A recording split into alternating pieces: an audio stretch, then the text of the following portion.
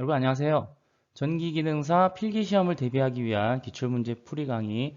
오늘 살펴볼 기출문제는 2015년 10월 10일 날 출제되었던 전기기능사 기출문제 중에 전기이론 파트입니다. 네, 풀이 문제가 조금 많으니까요. 여러분들 잘 한번 보시고 복습 철저히 하셔가지고 전부 다 합격하시기를 빌겠습니다. 그럼 문제풀이 시작하도록 하겠습니다. 자, 첫 번째 문제인데요. 자, 3kW의 전열기를 전격 부하가 있는 상태에서 20분간 사용했을 때라고 되어 있습니다. 자, 요까지만 보시면 전형적인 또 와트, PT죠. 요거를 구하는 문제인데요. 요건 단위가 뭐라고 했죠? 단위가 그렇죠. 줄이라고 했죠. 줄인데 요것을 열량 몇 칼로리로 인가 이렇게 돼 있습니다. 몇 칼로리로 환산을 해야 되는 문제죠. 자, 그러면 1칼로리 자체가 4.2줄이고요. 1줄이 0.24 칼로리입니다. 자, 그래서 우리가 여기 K가 붙어 있기 때문에 와트 자체가 킬로로 지금 되어 있죠. 자, 그리고 여기 킬로칼로리로 되어 있기 때문에 굳이 단위 환산을 하지 않고 3이라고 놓고 풀어도 될 것 같습니다. 자, 그리고 여기 20분간이라고 되어 있는데요. 이건 시간이죠. 시간은 기준 단위가 뭐죠? 세크죠. 자, 그래서 이게 분으로 되어 있기 때문에 일단은 초로 환산을 해야 됩니다. 자, 초로 환산을 해가지고요. 문제를 풀어야 되는데요. 이 식을 한번 정리해 보도록 하겠습니다. 자, 보시면 이제 전력량의 계산을 하는 문제인데요. 자, 전력량은 W는 PT, 그래서 결국 와트시로 표현이 되는데, 자, 지금 보시면 이게 칼로리로 환산을 해야 되기 때문에, 자, PT 0. 앞에 0.24를 곱해서 이렇게 나타냈습니다. 자, 여기 둘 다 단위는 기본적으로 초고요. 기본적으로 초고요. 나중에 이제 와트시 단위 할 때는 시간으로 환산을 해서 나타낼 때는 이렇게 나타냅니다. 자, 그래서 한번 보도록 할게요. 자, 일단은 W는 0.24 곱하기 3kg니까요. 우리가 키로를 생략하고 킬로칼로리를 구하기 때문에 키로를 생략하고 하도록 하겠습니다. 자, 곱하기 지금 20분인데요. 요거를 초로 환산을 해야 되겠죠? 자, 그래서 초로 환산을 해서 구해야 됩니다. 자, 그래서 요거를 계산기에 놓고 계산 하시면 약 864 킬로칼로리라는 값이 나옵니다. 그래서 여기랑 가장 가까운 값을 선택을 하시면요. 여기에 4번에 860을 선택을 해주시면 될 것 같습니다.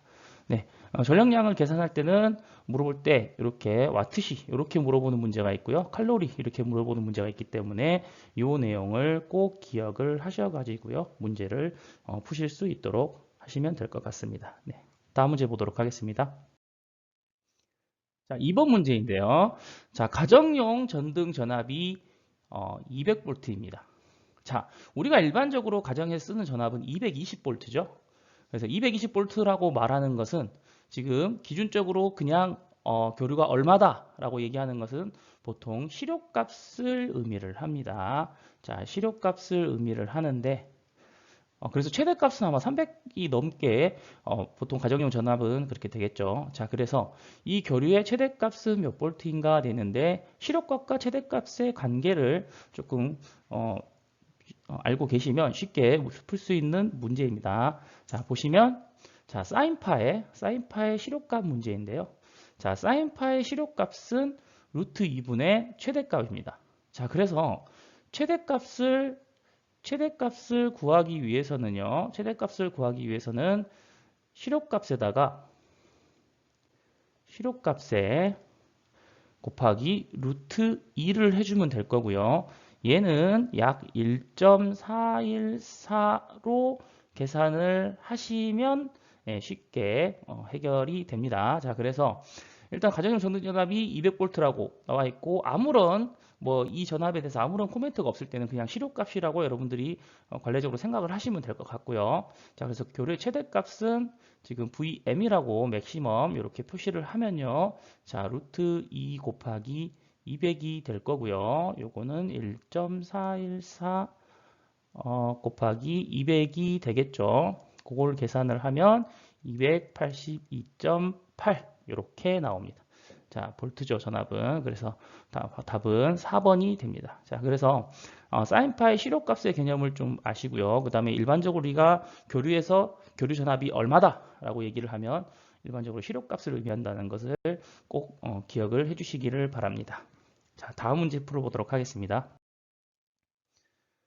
자, 3번 문제인데요. 자, Y결선의 전원이 각 상전압이 100V라고 합니다. 그랬을 때 선간전압은 약 몇 볼트인가? 라고 되어 있습니다. 자, Y결선에서 상전압과 선간전압의 관계 있죠. 그거를 알고 계시면 쉽게 해결할 수 있는 문제인데요.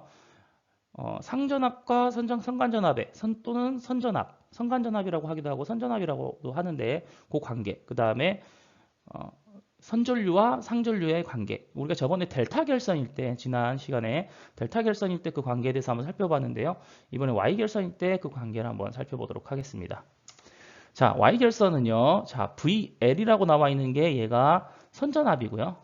자, 그 다음에 VP라고 나와 있는 게 상전압입니다. 그래서 상전압에다가 루트 3배를 해주면 되고, 곱해서 루트 3배를 해주면 되고요. 자, 그 다음에 선전류는요. 이것도 IL이니까 선인데요. 자, 선전류는 상전류와 같은 값을 가집니다. 자, 그래서 우리가 여기 문제에서는 전압을 물어봤기 때문에 선전압은 자, VL은 루트 3 곱하기 상전압이 100V로 주어졌기 때문에요. 이렇게 하시면 되고요.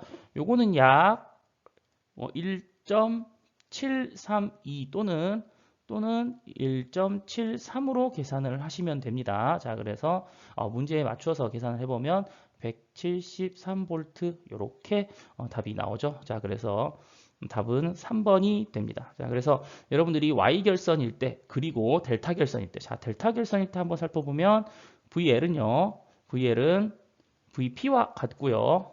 그 다음에 IL이 있고요.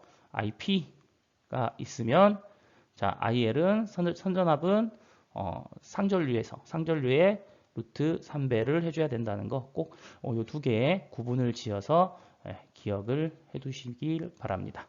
자, 다음 문제 보도록 하겠습니다. 자, 5번 문제인데요. 자, I는 8 더하기 J6 암페어로 표시되는 전류의 크기인데요.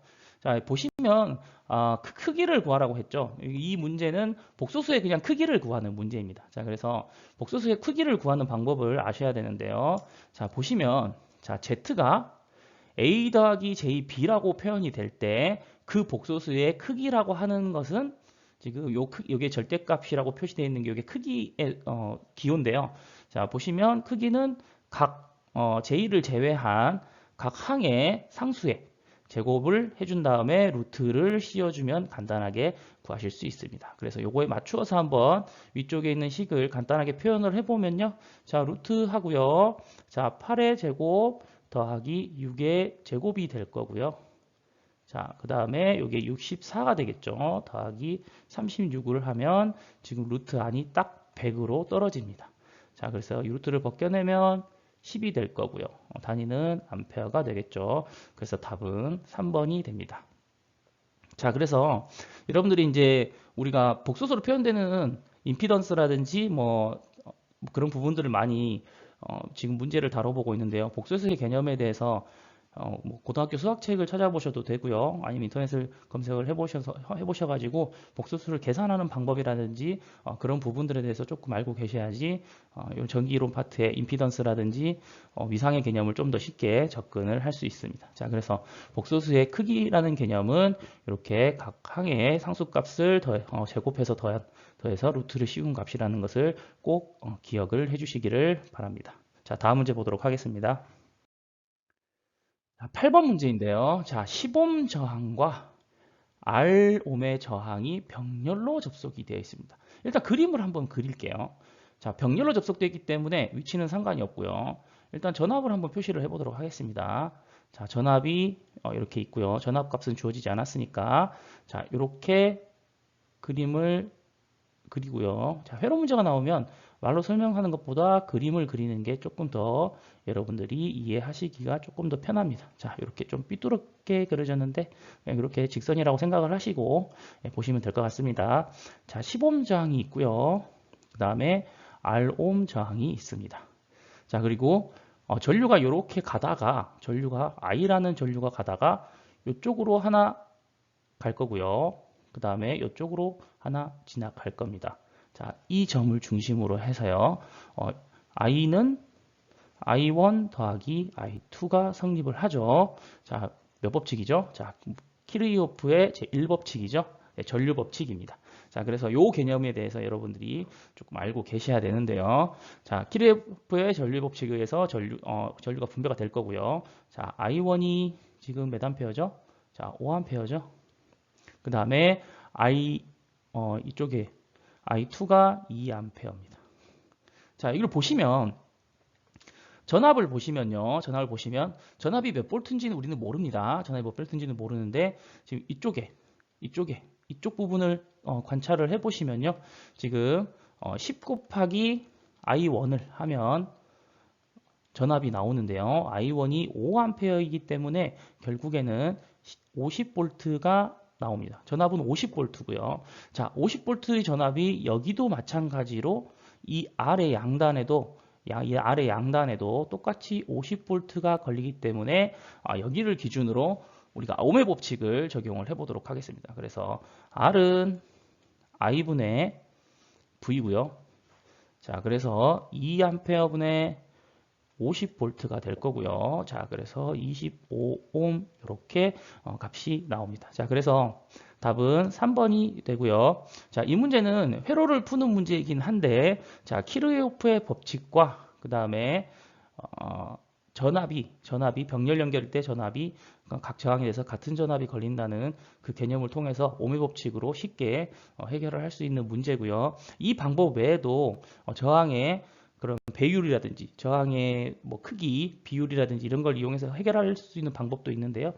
다른 방법은 여러분들이 한번 찾아보셔가지고 다른 방법으로도 해결할 수 있는 방법을 익혀두시는 게 좋을 것 같습니다. 네, 다음 문제 보도록 하겠습니다. 자, 10번 문제인데요.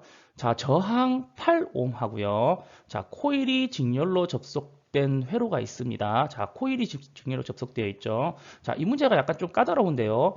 자, 여러 가지 개념을 좀 포함하고 있습니다. 자, 그래서 저항과 코일이 직렬로 접속되어 있다. 그러면 8 더하기 J의 XL이라는 전체 임피던스 값이 이렇게 나오죠.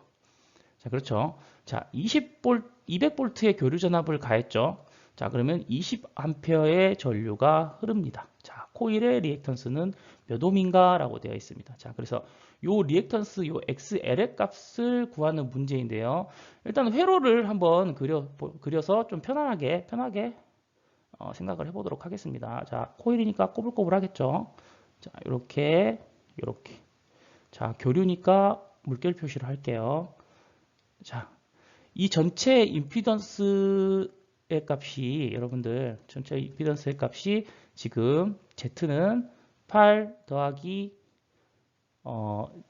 J의 XL 이렇게 되어 있고요. 여기 전압은 V는 200.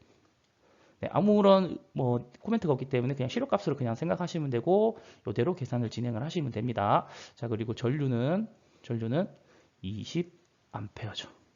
자, 그래서 일단은 임피던스의 크기 개념이 좀 들어와야 되고요. 그 다음에 ohm의 법칙을 이용해서 두 가지 개념을 이용해서 문제를 해결을 할 수 있습니다. 자, 그래서 한번 보도록 하겠습니다. 자, ohm의 법칙을 한번 볼 건데요.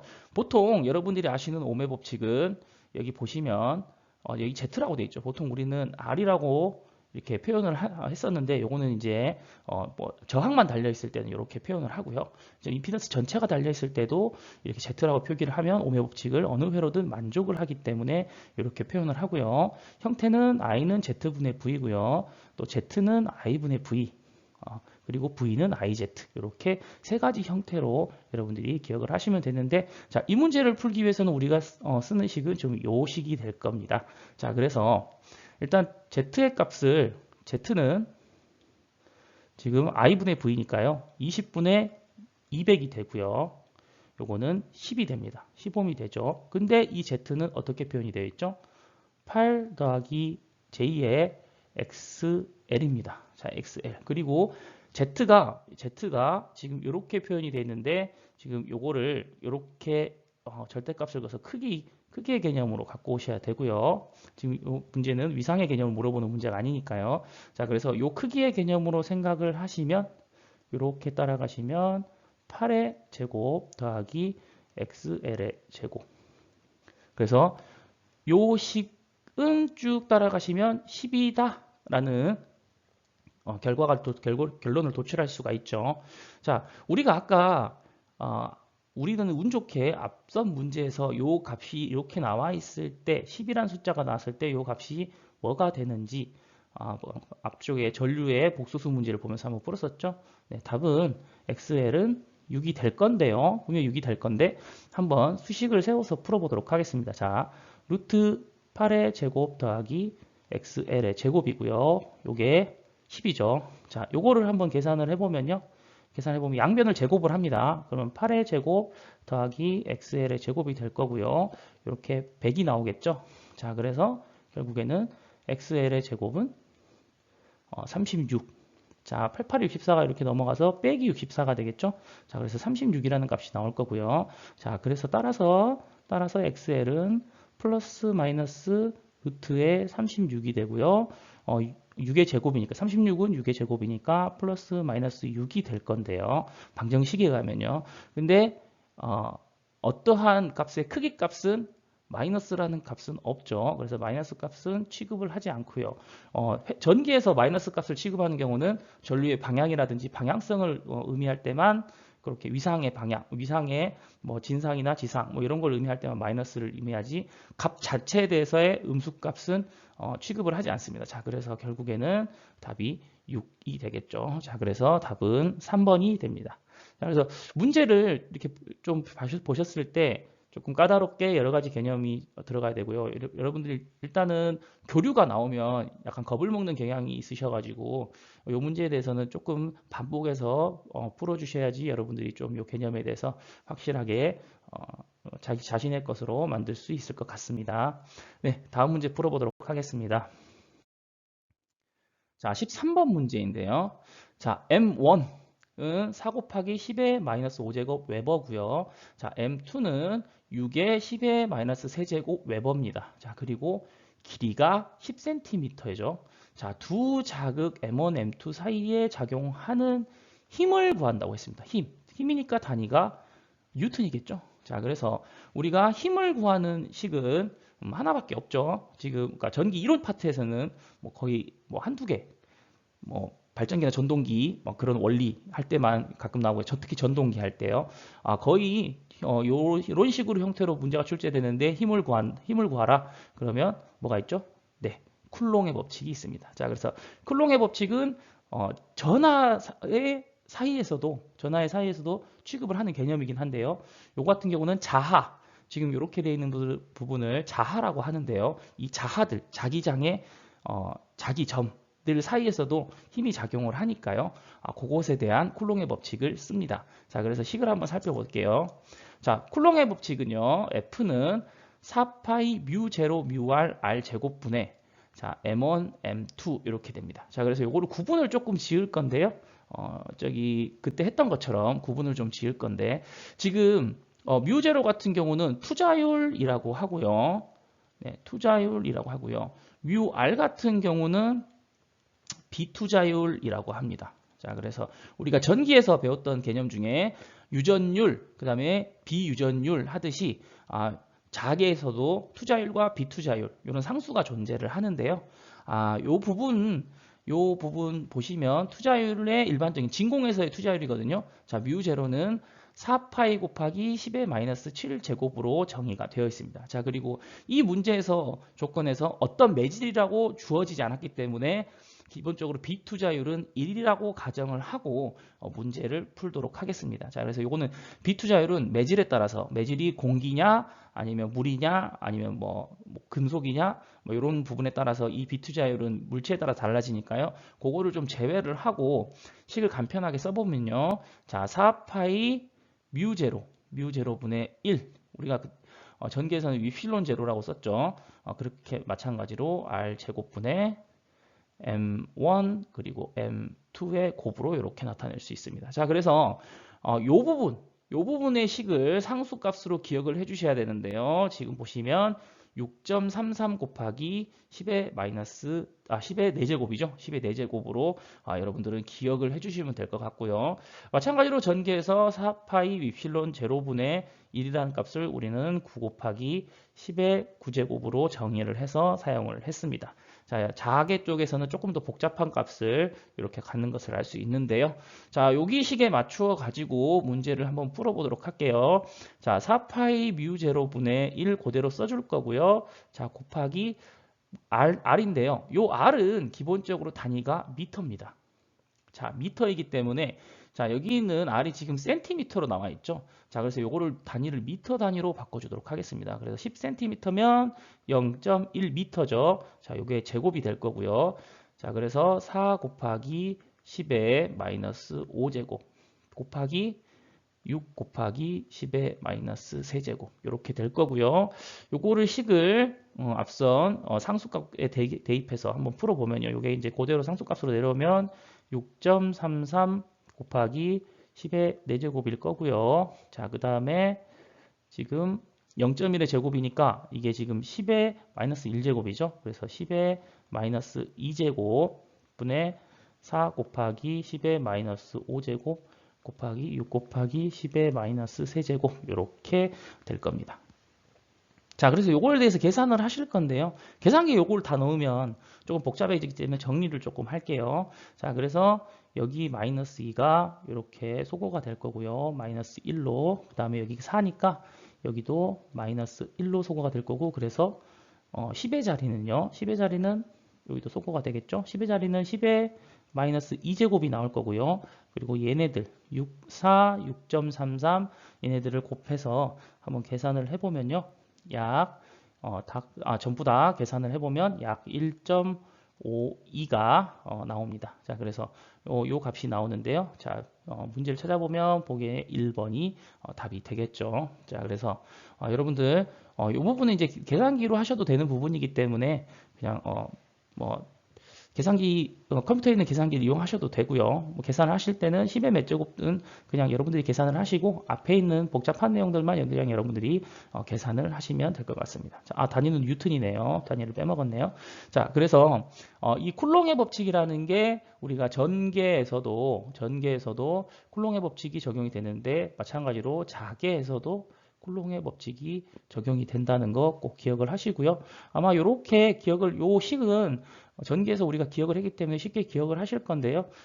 여러분들은 요 값에 대해서 꼭 기억을 해 주셔야 합니다. 그래야지 자기에 대한 문제가 나왔을 때 쉽게 해결을 하실 수 있으시겠죠.